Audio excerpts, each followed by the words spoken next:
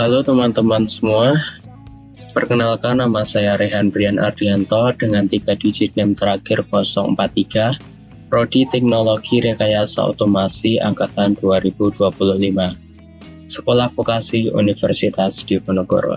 Pada video ini saya akan menjelaskan bagaimana cara men-setup Python di komputer.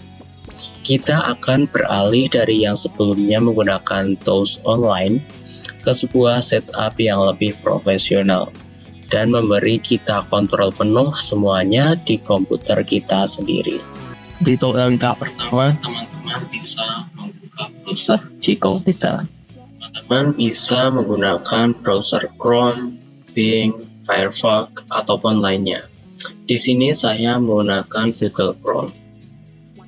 Kita ketik Python 3.10.11 di pencarian, lalu kita klik enter. Kita klik Python release Python 3.10.11. Kita klik, lalu scroll ke bawah dan kita pilih Windows Installer 64 bit. Lalu kita klik. Tunggu hingga proses download selesai.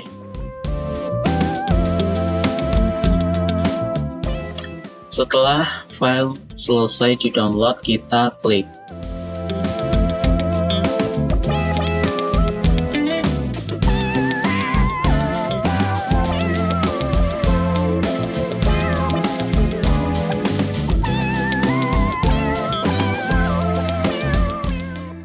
Sebelum menginstal, kita checklist add Python X to patch. Ini akan sangat memudahkan kita saat memanggil Python dari terminal.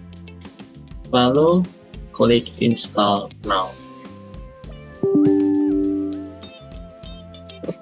Kita klik ya.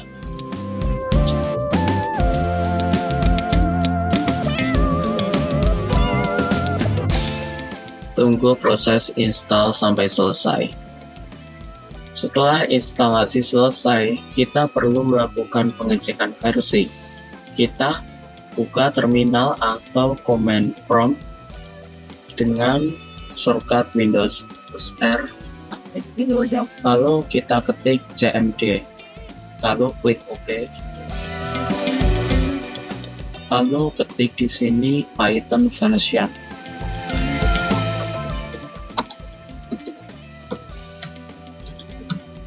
Kita klik enter. Nah, di sini muncul Python 3.10.11. Jika muncul nomor versi seperti ini, kita sudah berhasil.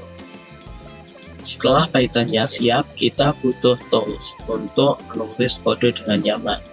Kita tidak akan pakai Notepad, kita akan pakai IDE atau Integrated Development Environment. Kita akan menggunakan PyCharm.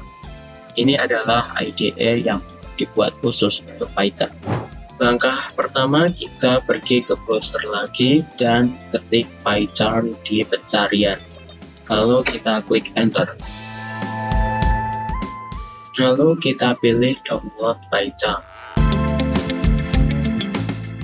Lalu kita klik download di sini. Tunggu proses download selesai.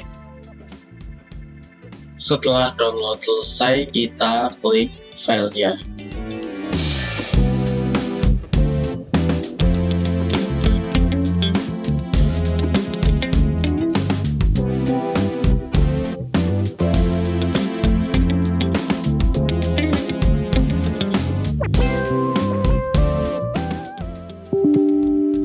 Kita klik ya.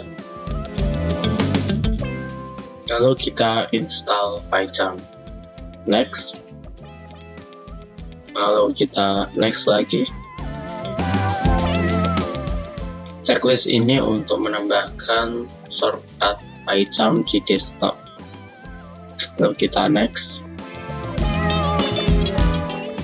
Install. Tunggu sampai instalasi selesai. Setelah instalasi selesai, kita jalankan PyCharm. Kita klik ini, lalu klik finish.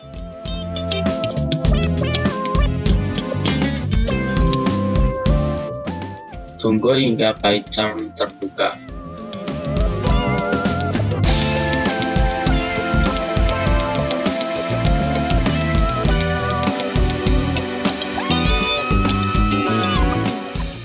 Kita klik di sini, lalu kita klik continue.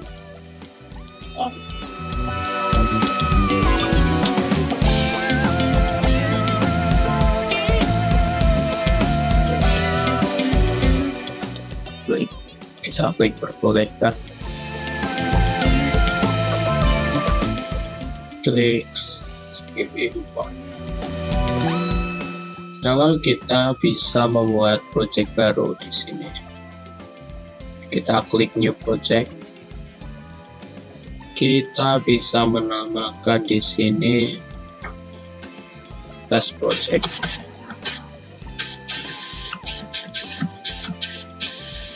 Kita klik enter.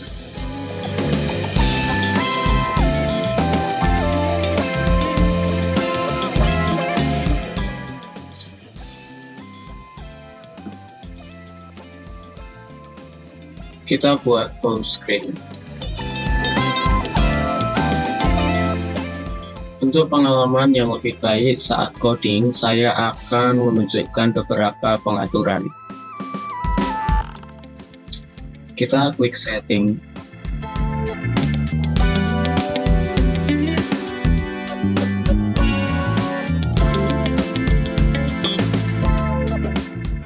Lalu kita periksa tema terlebih dahulu. Di sini kita bisa memilih tema yang kita inginkan.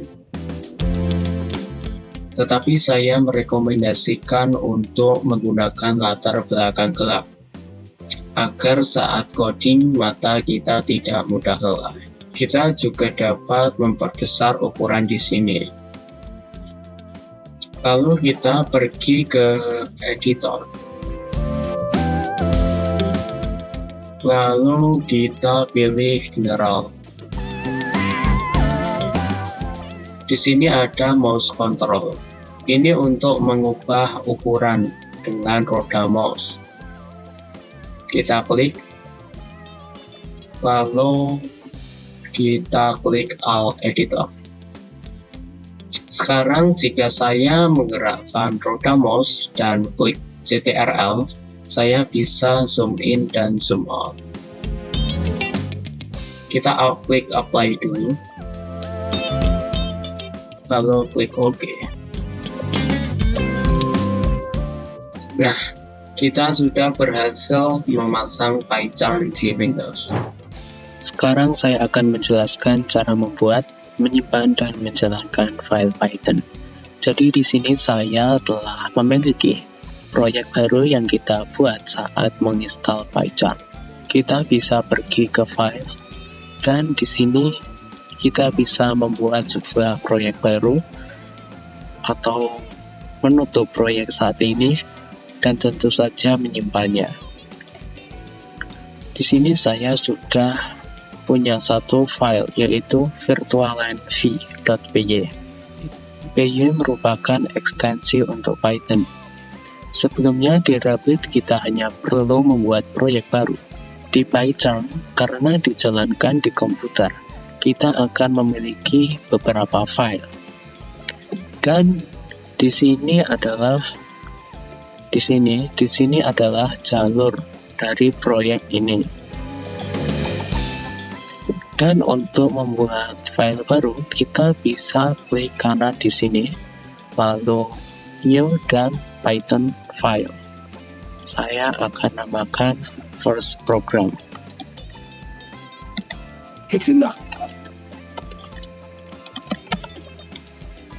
Lalu klik enter. Kita bisa melihat first program di sini. Dan untuk kode ini sebenarnya tidak terlalu penting. Saya akan menutupnya. Mari kita mulai dari kode yang paling sederhana, yaitu print hello. Kita ketik print hello.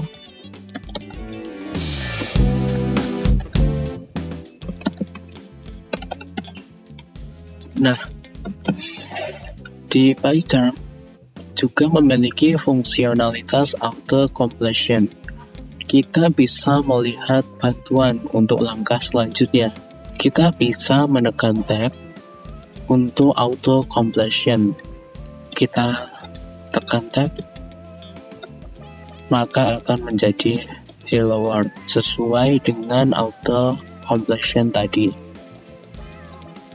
Untuk menjalankan program ini, kita bisa mengeklik tombol run di sini. Dan kita akan klik.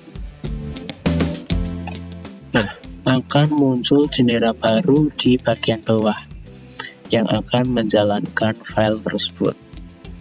Dan kita dapat melihat hasilnya di sini.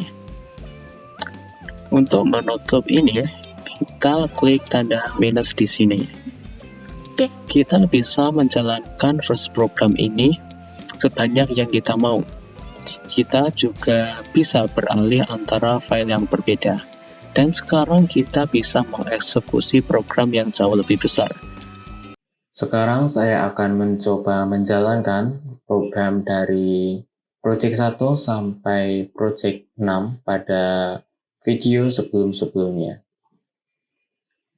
Lalu saya akan mengcopy dari project pertama, yang dimana pada video sebelumnya kita jalankan di Replit. Saya copy, lalu akan saya pastekan di Visual Code. Sekarang kita jalankan. What's your name? Brian.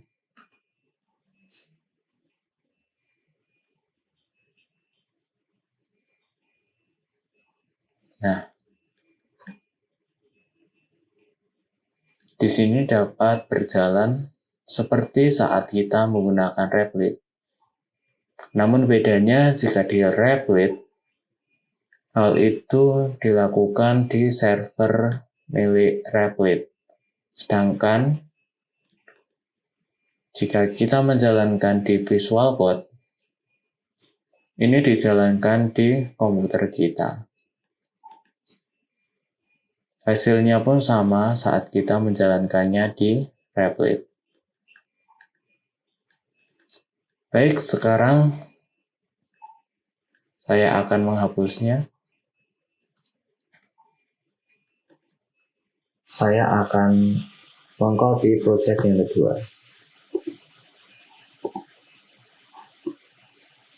Saya copy, lalu saya tempelkan di Visual Code. Sekarang mari kita jalankan. Saya tutup dulu, jalankan. How many hours do you sleep every day?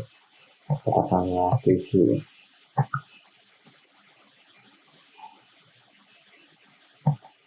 Waktu bekerja 8. Waktu yang dibutuhkan untuk istirahat per hari, relax, saya isikan 2. Untuk weekend saya ingin lebih lama, saya isikan 4. Nah, di sini muncul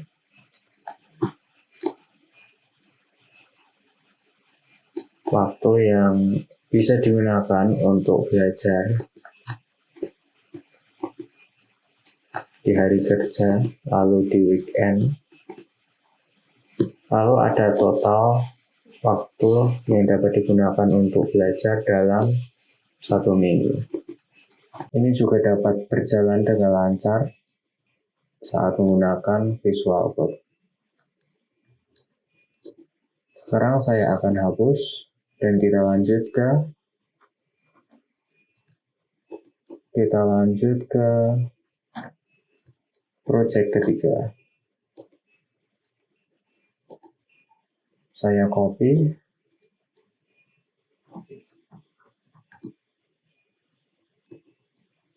lalu saya pastekan. Baik, kita jalankan. Where do you want to drive? Saya ingin ke India. Umur saya 19.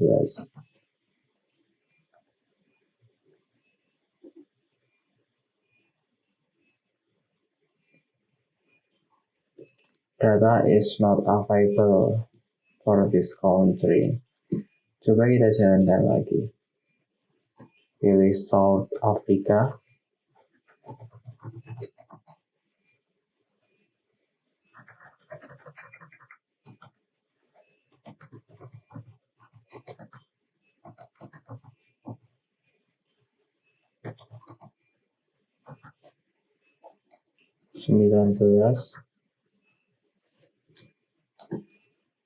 You can drive. Jadi saat memilih dari beberapa pilihan yang ditawarkan, kita harus menuliskannya sesuai dengan huruf kapitalnya. Di sini tidak dapat karena saya menuliskan E pada India tidak menggunakan huruf kapital. Sedangkan pada pilihannya menggunakan huruf kapital. Jadi ini juga berhasil dijalankan di Visual Code. Sekarang kita lanjut project yang keempat. Saya akan mengcopy project ini, lalu saya pastekan di Visual Code. Kita jalankan.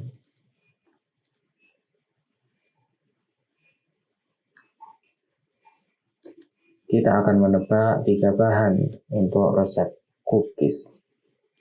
Saya akan menebaknya eggs. Oh, salah. Lalu butter, sugar.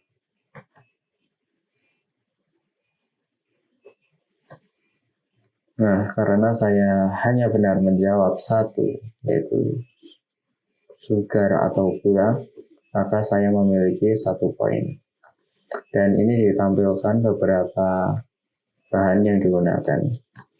Ini juga berhasil dijalankan di Visual Code sama seperti saat kita menggunakan Replit. Sekarang kita lanjut ke project ke-5. Saya akan copy. Lalu saya tempelkan di Visual Code. Lalu kita jalankan. Nah, di sini ditampilkan beberapa menu. Saya akan pilih yes. Kita ingin Calzone katakanlah. Kita ketik 1. Tidak, saya hanya ingin pilih 1, lalu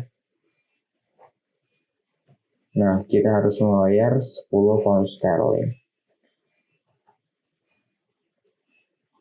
Lalu ditanya apakah kita ingin meninggalkan sebuah tip. Saya isi 5%.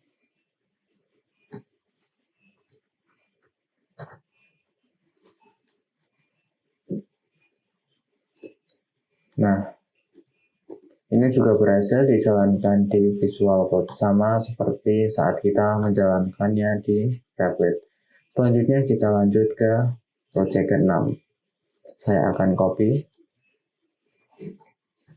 lalu saya tempelkan di Visual Code. Baik, kita jalankan. Saya masukkan 10. 11. Oh, ternyata tidak bisa. Kita hanya dapat memasukkan 0 sampai 10. Lalu saya masukkan 9. 876. Dan di sini dikatakan bahwa kita perlu masukkan -1 untuk berhenti. Saya masukkan -1. Nah, di sini ditampilkan data yang kita masukkan. Kita memberikan 5 dengan minimal 6, lalu maksimal 10 dengan average atau rata-ratanya adalah 8.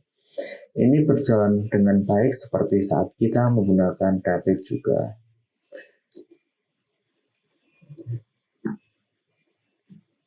Itulah percobaan dari project 1 sampai 6 yang sebelumnya kita jalankan menggunakan David.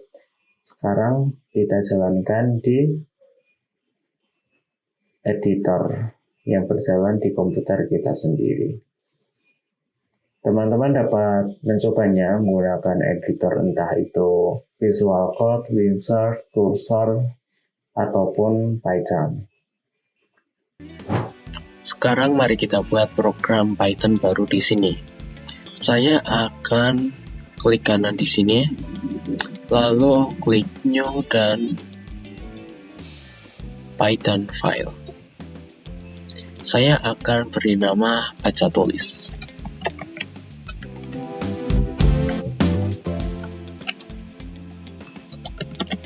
Lalu klik enter. Lalu kita buat file baru lagi. Klik kanan, new, pilih file, dan beri nama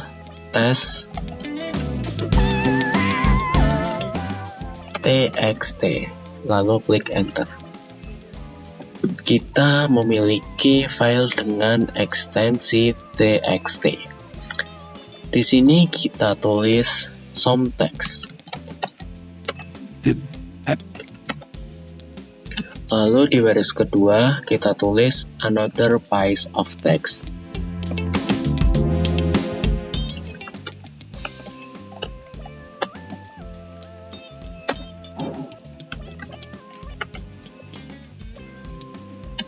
Lalu di baris selanjutnya kita ketik etc.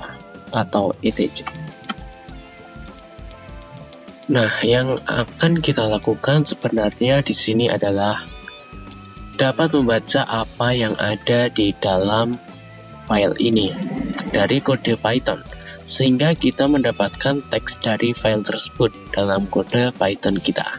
Di sini saya akan menulis programnya terlebih dahulu. Kita ketik with open,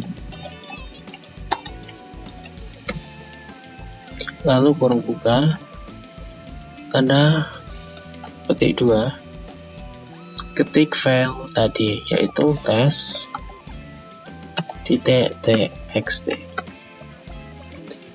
lalu koma, tanda petik 2, R, lalu sf,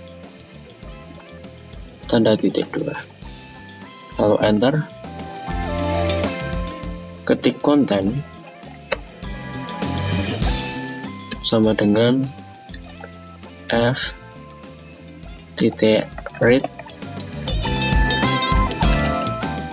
lalu kurung buka, kurung tutup. Selanjutnya enter, ketik print,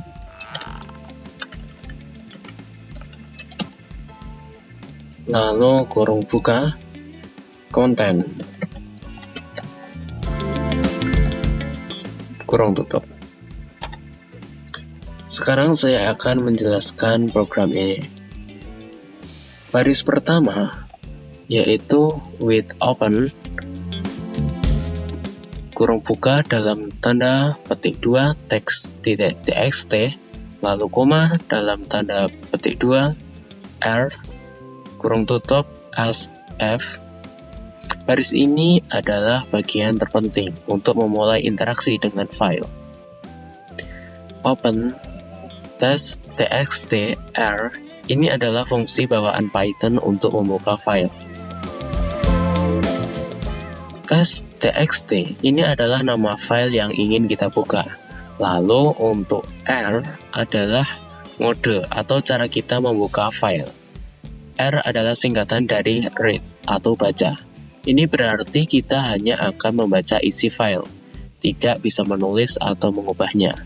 Lalu with dan SF ini disebut context manager. Kata kunci with ini sangat direkomendasikan saat bekerja dengan file.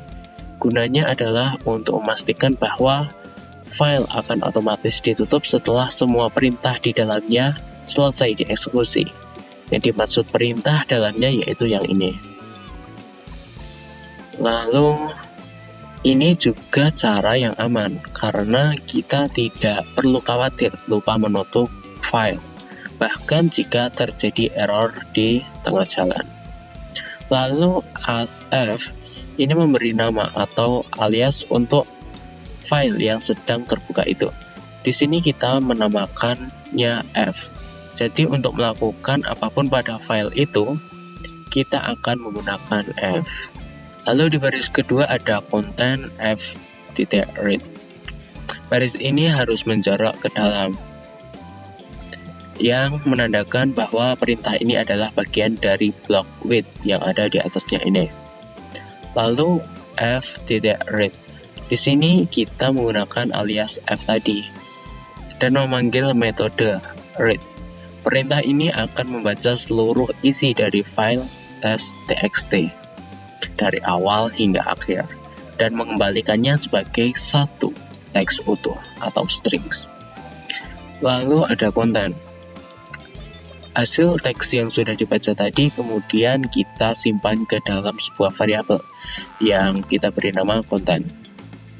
Nah, di baris ketiga ada print dalam tanda kurung konten.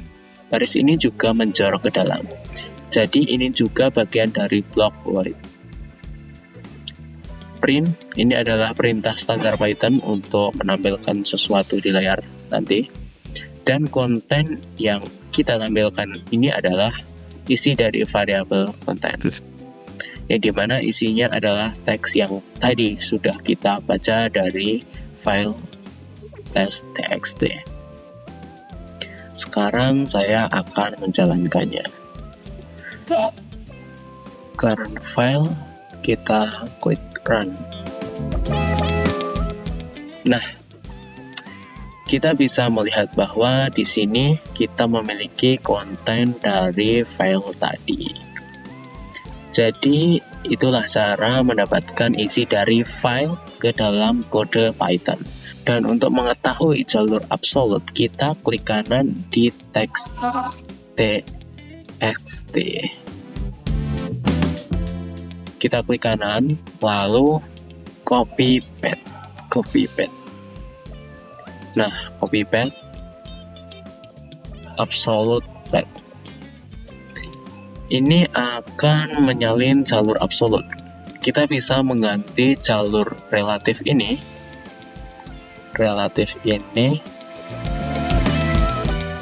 dengan jalur absolut dan menggandakannya setiap garis miring. Seperti ini, kita paste, kita gandakan setiap garis miring. Oh, salah.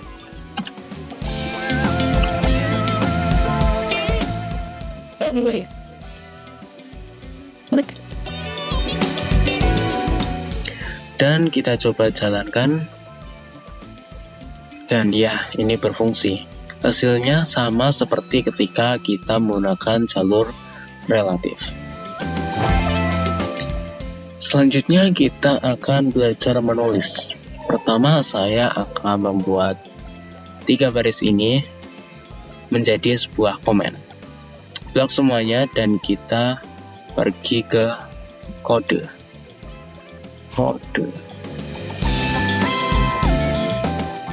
Kita pergi ke kode dan kita pilih comment with line comment. Kita klik. Nah, ini mengindikasi bahwa tidak akan dieksekusi. Saya akan menulis kodenya terlebih dahulu. with open kurung buka lalu tanda petik 2 test.txt lalu koma lalu dalam tanda petik 2 W. Jika tadi R, sekarang W untuk menulis. W artinya write. Lalu as F tanda titik 2. Lalu enter. Lalu F titik write. Lalu kurung buka tanda petik 2 something else tanda petik 2 kurung tutup. Sekarang saya akan menjelaskannya. Di baris pertama ada with open test.txt w. Sama seperti sebelumnya, kita menggunakan with open untuk membuka file secara aman dan memastikan tertutup setelah selesai. Lalu test.txt ini adalah file yang ingin kita buka untuk ditulis. Lalu W ini adalah bagian yang paling penting. Seperti yang saya katakan tadi, W adalah singkatan dari write atau tulis. Lalu mode W ini memiliki dua perilaku. Jika file test.txt belum ada, Python akan membuat file baru dengan nama itu. Jika file test.txt sudah ada, mode W akan menghapus semua isi file yang lama terlebih dahulu. File itu akan menjadi kosong, lalu siap untuk diisi data baru. Ini poin yang sangat penting. Mode W itu bersifat menimpa atau override. Jadi untuk menggunakannya kita perlu hati-hati jika kita tidak ingin kehilangan data yang sebelumnya. Lalu as F, kita tetap menggunakan F sebagai alias untuk file yang sedang dibuka.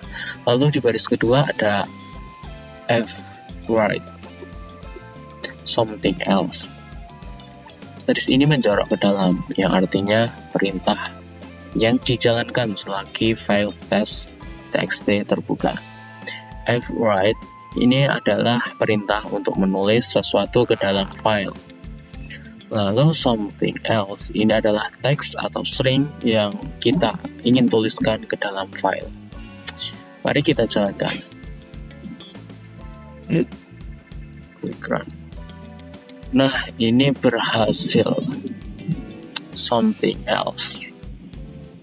Yang sebelumnya tadi berisi some text, lalu another piece of text, dan etc. Sekarang berubah menjadi something else. Nah, itulah cara membaca dan menulis file. Sekarang saya akan memaparkan beberapa tips manajemen proyek lokal. Saat proyek kita mulai berkembang, menaruh semua file di satu folder adalah ide yang buruk. File akan menjadi sulit dikelola. Nah, agar kita dapat dengan mudah mengelolanya, maka kita membutuhkan beberapa tips berikut. Tips pertama adalah struktur folder yang jelas. Jangan campur aduk file kode.py Anda dengan file data, txt, gambar, dan catatan dalam satu folder. Buatlah struktur yang logis. Misalnya, str atau f untuk kode sumber, lalu data untuk file seperti txt atau csv yang dibaca atau ditulis, dan docs untuk dokumentasi atau catatan. Lalu tips yang kedua adalah lingkungan virtual atau fancy. Bayangkan proyek A butuh library X versi 1 dan proyek B butuh library X versi 2. Jika Anda install keduanya di komputer utama, mereka akan berkelahi dan menyebabkan konflik. Fancy membuat ruang isolasi untuk setiap proyek.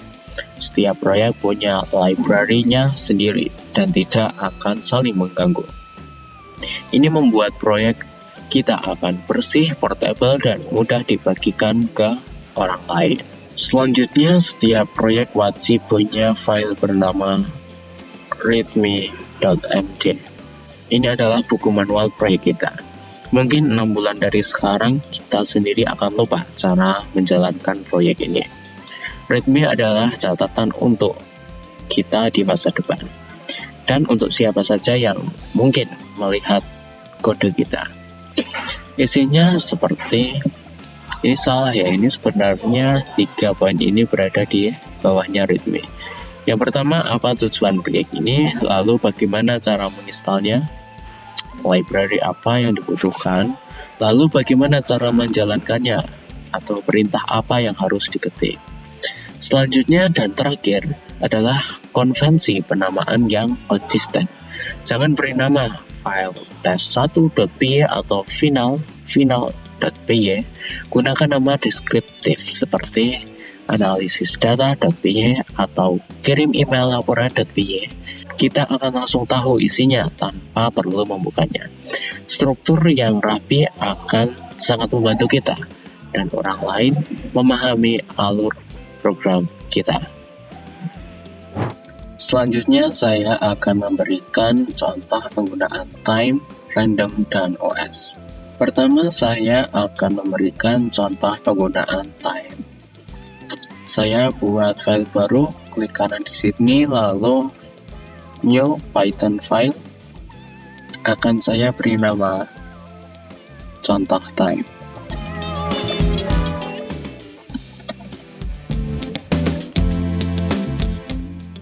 Nah, modul time ini berhubungan dengan waktu. Pertama, saya akan menulis programnya terlebih dahulu. Kita ketik import time.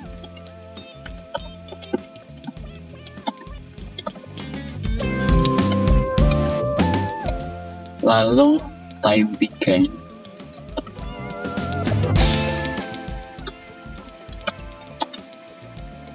Sama dengan time.time kurung buka kurung tutup. Lalu time sleep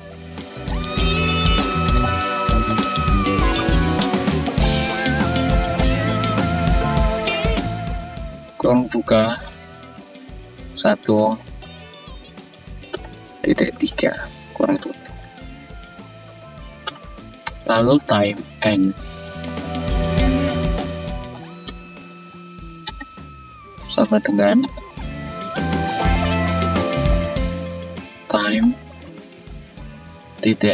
kurung buka kurung tutup. Lalu duration sama dengan time end kurangi time begin. Lalu print duration. Sekarang saya akan menjelaskan programnya terlebih dahulu. Di baris pertama ada import time. Pertama kita mengimpor modul time. Ini adalah modul bawaan Python yang menyediakan berbagai fungsi terkait waktu. Selanjutnya di baris ketiga ada time begin sama dengan time kurung buka kurung tutup. Di sini kita membuat penanda waktu dimulai. Fungsi time kurung buka kurung tutup akan mengambil waktu saat ini dalam format time dan menyimpannya ke dalam variabel time begin. Selanjutnya di baris keempat ada time sleep 1.3. Baris ini adalah simulasi dari tugas atau proses yang ingin kita ukur. Time sleep 1.3 memerintahkan program untuk tidur atau berhenti sejenak selama 1,3 detik. Dalam aplikasi nyata, ini bisa diganti dengan proses apapun. Misalnya perhitungan matematika yang rumit, pengunduhan proses mengunduh file atau query ke database. Lalu di baris 5, ada time n sama dengan time. Setelah proses tidur selesai, kita segera mengambil waktu lagi dengan time kurung tutup. Ini adalah penanda waktu selesai yang kita simpan di variabel time n. Lalu untuk mendapatkan total durasi, kita tinggal memasukkan operasi matematika sederhana, yaitu kita kurangi waktu selesai atau time n dengan waktu mulai atau time began. Hasilnya adalah selisih waktu dalam satuan detik. Terakhir kita mencetak variabel duration ke layar nanti. Baik, sekarang saya akan menjalankannya. Nah, di sini muncul hasilnya 1,309 dan seterusnya. Dikarenakan ada waktu yang sangat singkat, beberapa menit detik yang dibutuhkan komputer untuk menjalankan perintah itu sendiri. Sekarang saya akan memberikan contoh random. Saya akan membuat file baru terlebih dahulu. Kita klik kanan, new Python file. Saya namakan contoh random.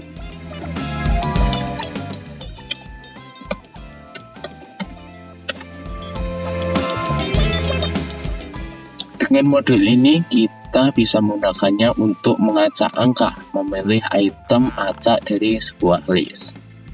Saya akan menuliskan programnya terlebih dahulu. Kita ketik import random.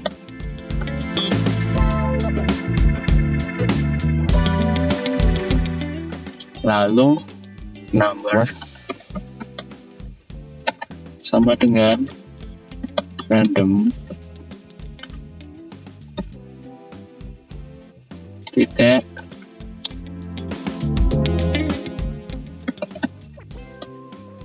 random kurang buka 1,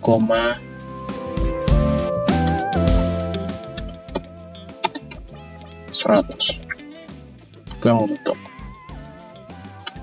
Lalu print number.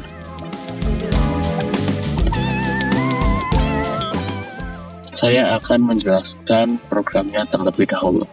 Pertama, kita mulai dengan import random. Ini adalah perintah untuk membuat modul random yang merupakan bawaan dari Python.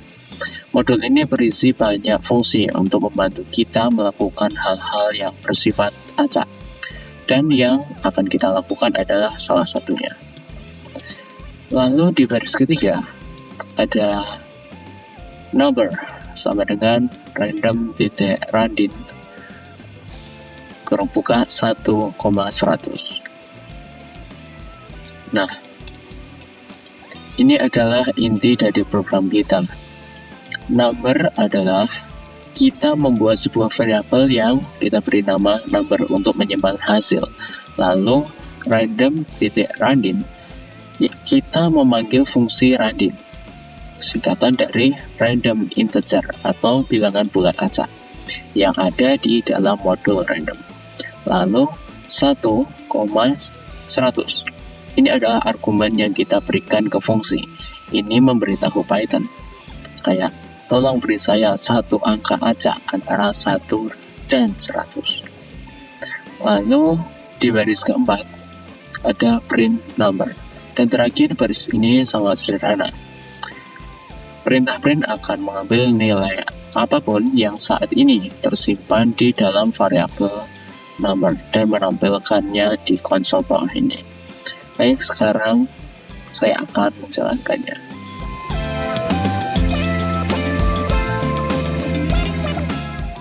Nah, di sini kita mendapatkan angka 98 yang dipilih secara acak dari 1 dan 100. Kita coba jalankan lagi. Sekarang 83 dan mungkin itu akan berubah secara terus menerus ketika kita mengklik run di sini. Selanjutnya saya akan memberikan contoh dari OS. Kita buat file baru, klik kanan, new Python file, saya beri nama contoh OS. Nah, modul OS ini adalah modul operating system yang berguna untuk berinteraksi dengan komputer kita. Baik, saya akan membuat programnya terlebih dahulu. Kita ketik import OS.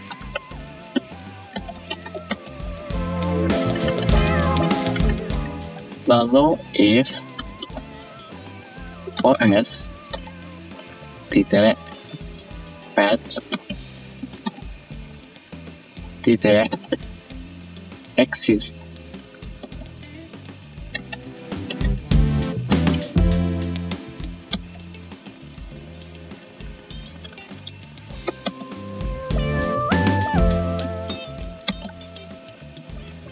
lalu kurung buka, lalu tanda petik 2 s tidak txt tanda petik 2 kurung tutup, lalu enter print kurung buka tanda petik 2 oke, tanda petik 2 kurung tutup. Lalu kita ketik else, lalu print kurang buka tanda petik 2 not oke, tanda petik 2 kurang tutup. Baik, sekarang saya akan menjelaskan program ini. Di baris pertama kita mengimpor modul bawaan Python yang bernama OS. Kita membutuhkan modul ini karena ia menyediakan fungsi-fungsi untuk berinteraksi dengan sistem operasi atau OS, seperti mengecek file, membuat folder, dan lain-lainnya. Kita membutuhkan modul ini. Lalu di baris ketiga, if OS patch exists. Ini adalah inti dari program kita. Ini adalah sebuah pernyataan kondisional. If atau jika kita menggunakan fungsi OS patch exists dari modul OS yang tadi kita import. Nah, fungsi ini bertugas untuk memeriksa apakah file atau folder dengan nama test.txt ada.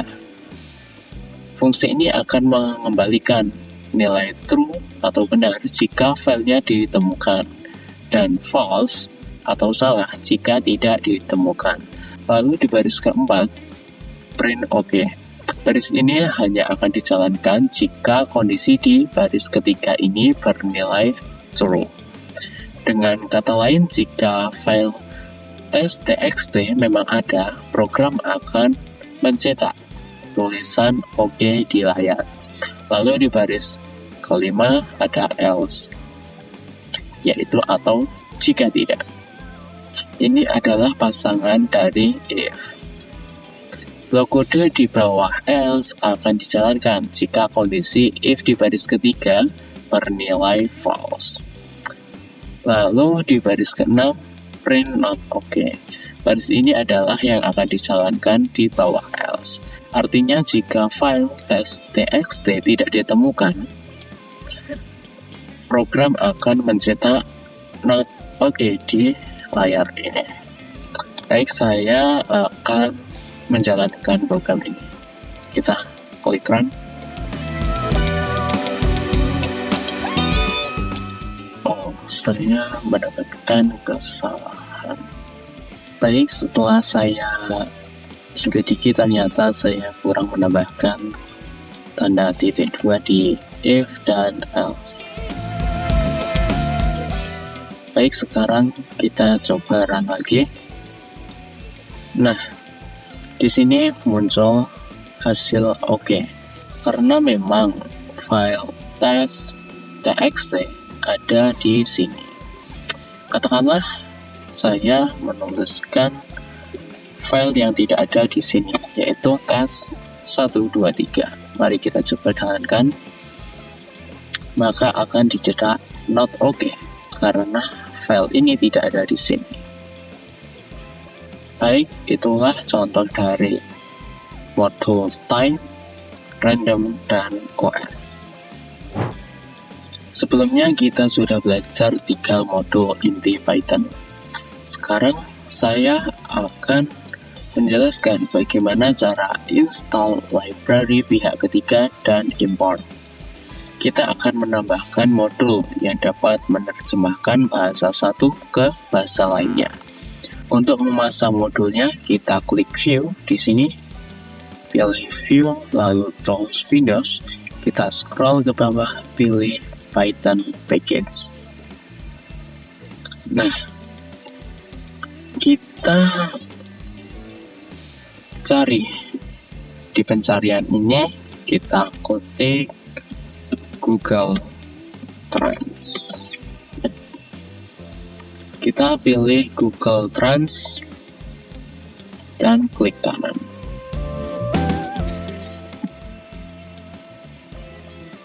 Kita juga dapat memilih versi yang akan kita install.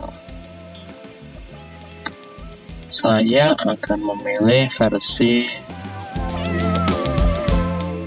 3.1.0. Lalu untuk menginstalnya kita klik install di sini. Tunggu sampai mengunduh dan menginstal selesai.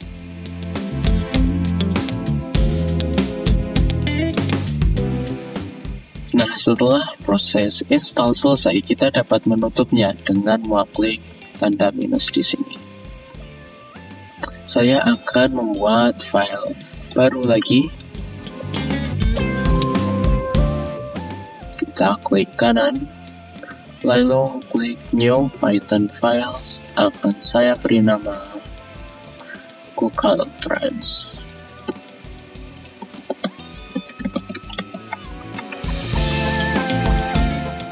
Pertama, saya akan membuat programnya terlebih dahulu. Kita ketik from Google Trends,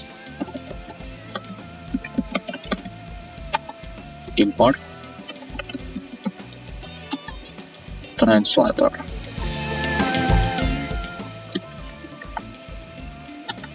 Lalu translator sama dengan translator, kurung buka, kurung tutup. Selanjutnya print, kurung buka, translator, titik, translate, kurung buka, tanda petik 2,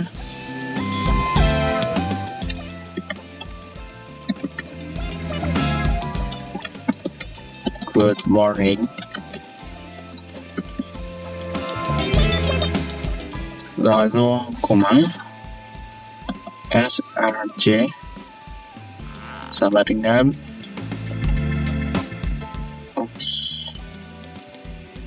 src sama dengan tanda petik 2, en tanda petik 2, koma, dash, lalu sama dengan tanda petik 2, id tanda petik 2, lalu kurung tutup, titik, teks, kurung tutup. Baik, sekarang saya akan menjelaskannya. Di baris pertama ada from Google Trends import translator. Baris ini mengimpor sebuah alat khusus, yaitu class translator.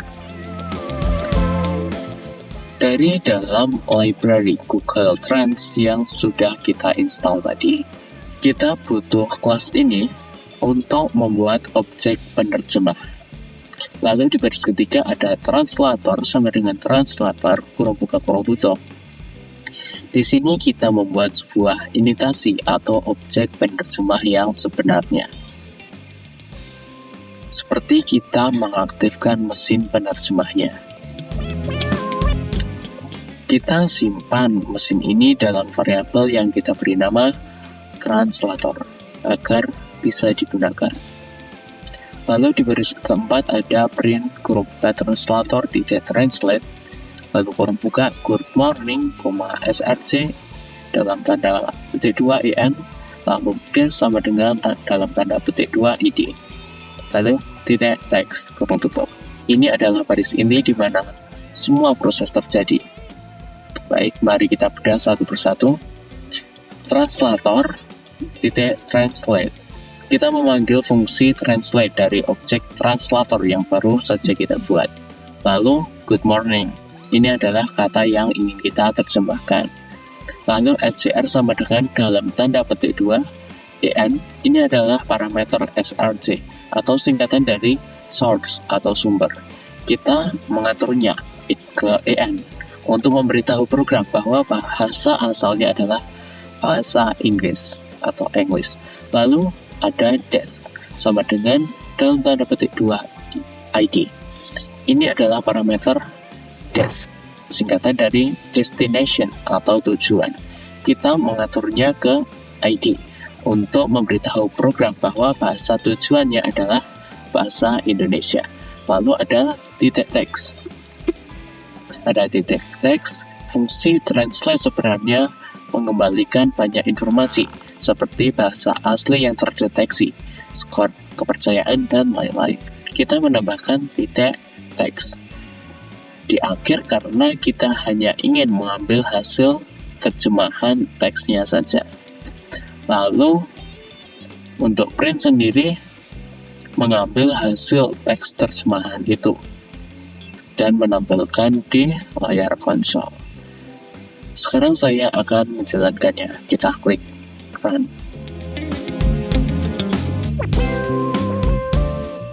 Dan di sini saya mendapatkan sebuah kesalahan.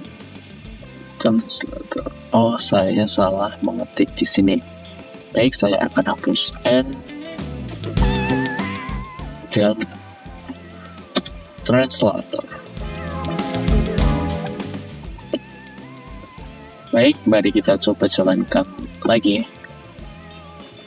Nah, kita mendapatkan selamat pagi yang merupakan hasil terjemahan dari good morning. Mari kita coba good evening. Kita run. Menghasilkan selamat malam. Itulah cara program bekerja. Nah, itulah cara menginstal library pihak ketiga dan cara menggunakannya. Sekarang saya akan menjelaskan bagaimana cara instalasi Visual Code di komputer. Pertama-tama kita search dulu di browser VS Code, lalu pilih ini. Lalu scroll ke bawah, dan karena saya menggunakan Windows, saya akan mengunduhnya ini. Lalu tunggu sampai proses unduhan selesai. Setelah proses unduhan selesai, kita jalankan filenya.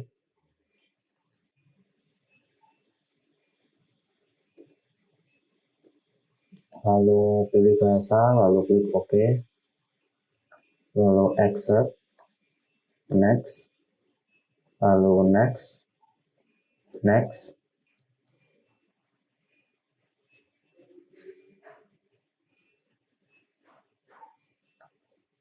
Lalu next, lalu install.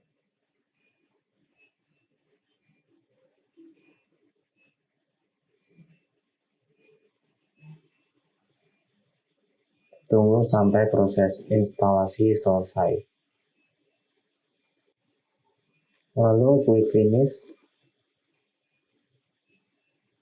maka akan terbuka jendela VS Code.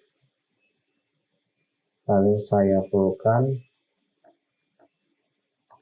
Baik, di sini karena saya sudah pernah menginstal VS Code, jadi datanya masih ada.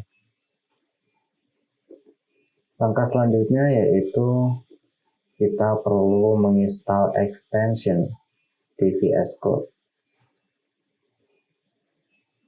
yaitu Python. Kita perlu menginstal ini, lalu ini juga. Karena di sini saya sudah menginstalnya, saya tidak perlu menginstalnya lagi.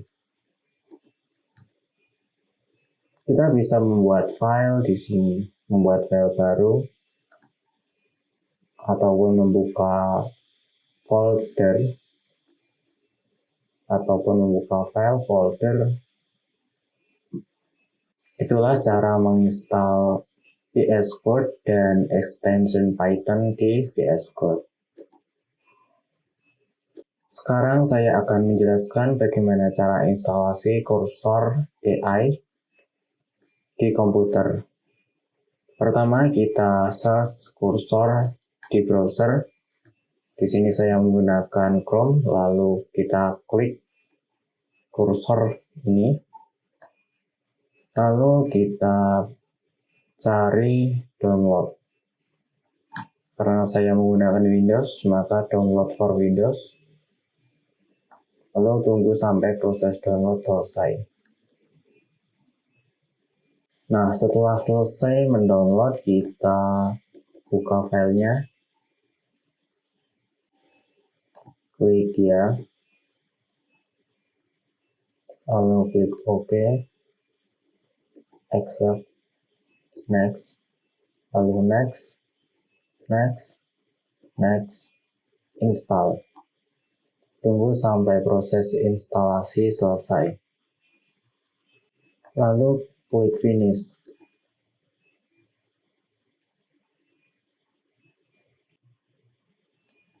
Lalu klik ya.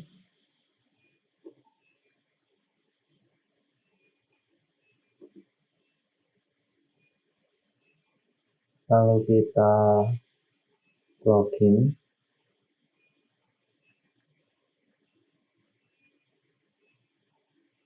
Saya akan melanjutkannya dengan Google. Lalu pilih email yang akan digunakan.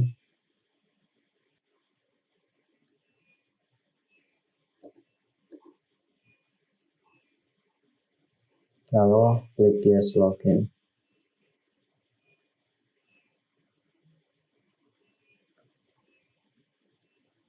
Baik, sekarang kita kembali ke kursornya.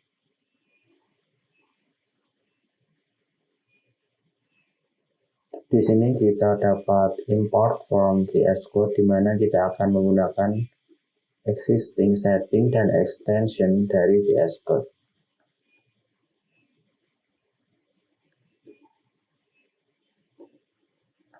Di sini saya akan continue, lalu continue lagi, continue. Untuk menambahkan ekstensi di kursor, kita pilih file, lalu preference, lalu extension. Kita cari extension Python. Nah, kita install.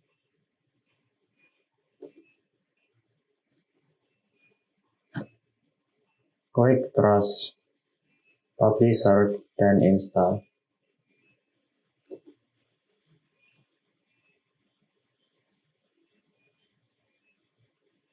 Lalu kita juga install Python environment.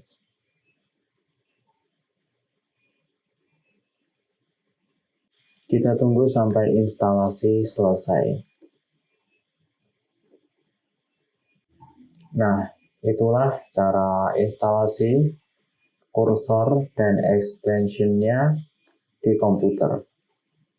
Sekarang saya akan menjelaskan cara instalasi Windsurf di komputer. Pertama, kita search Windsurf di browser, lalu kita klik paling atas ini.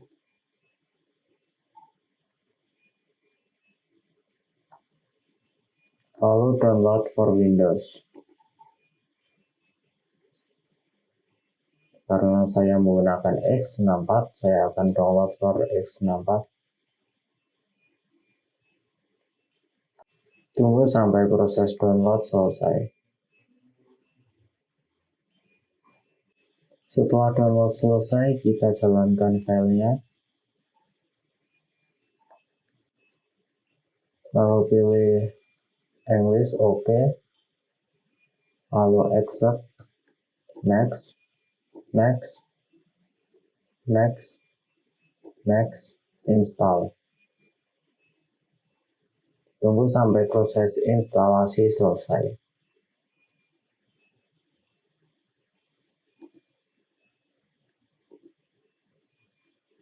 Lalu klik finish dan tunggu sampai Windsurf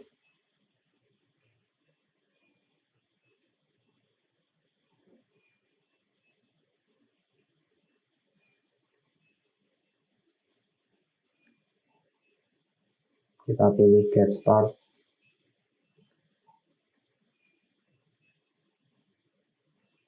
Lalu next, next.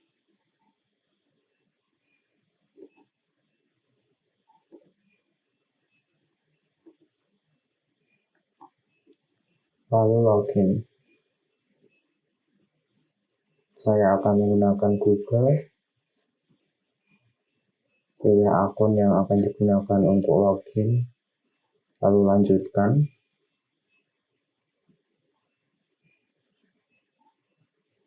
Kita tunggu. Setelah selesai kita buka Windsurf lagi.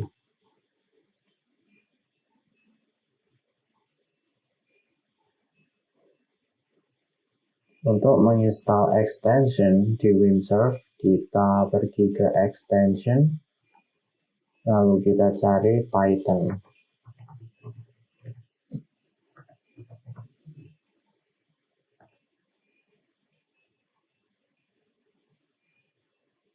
Lalu kita install.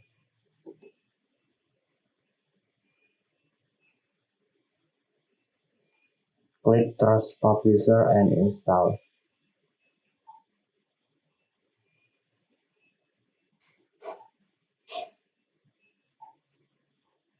Tunggu sampai proses selesai.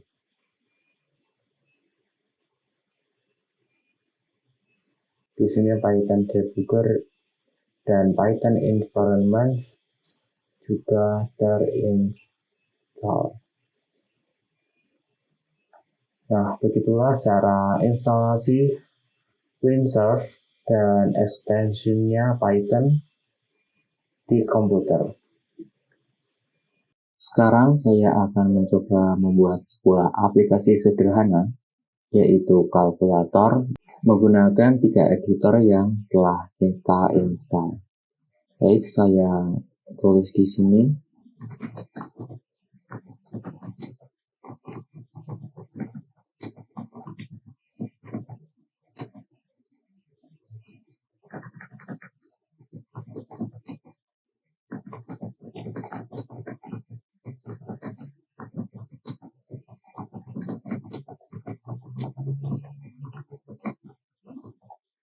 Lalu enter.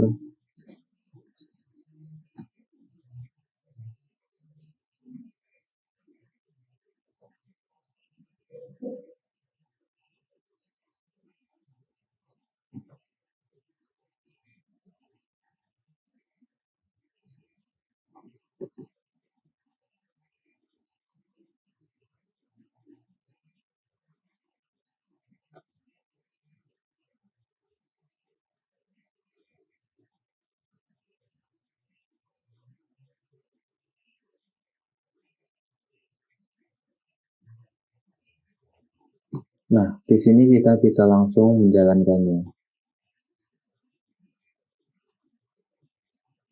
Akan muncul sebuah tampilan kalkulator yang dibuat menggunakan Windsurf. Sekarang kita buat menggunakan kursor.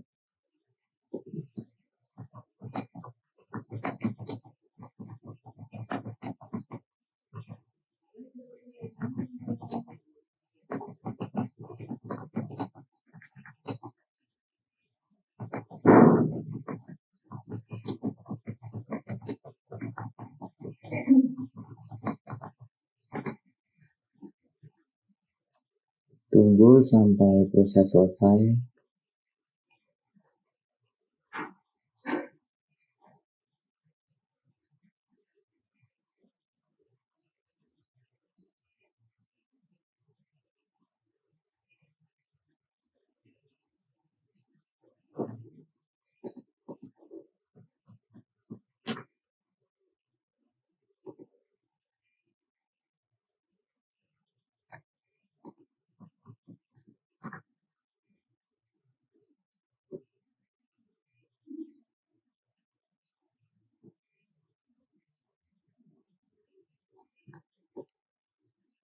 Nah, di sini kursor juga dapat membuatnya dengan UI.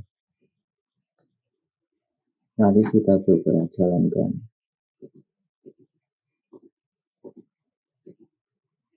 Berfungsi dengan baik. Lalu kita coba yang windsurf tadi.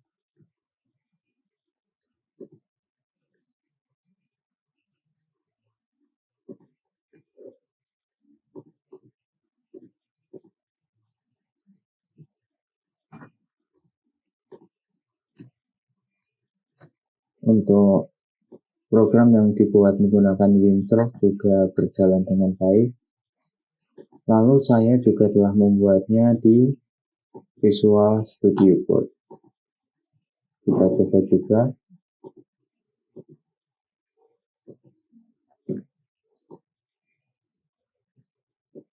Berjalan dengan baik juga.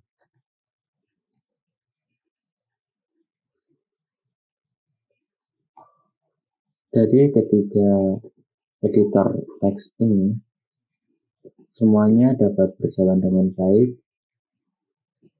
dan hanya berbeda pada tampilan yang dihasilkan.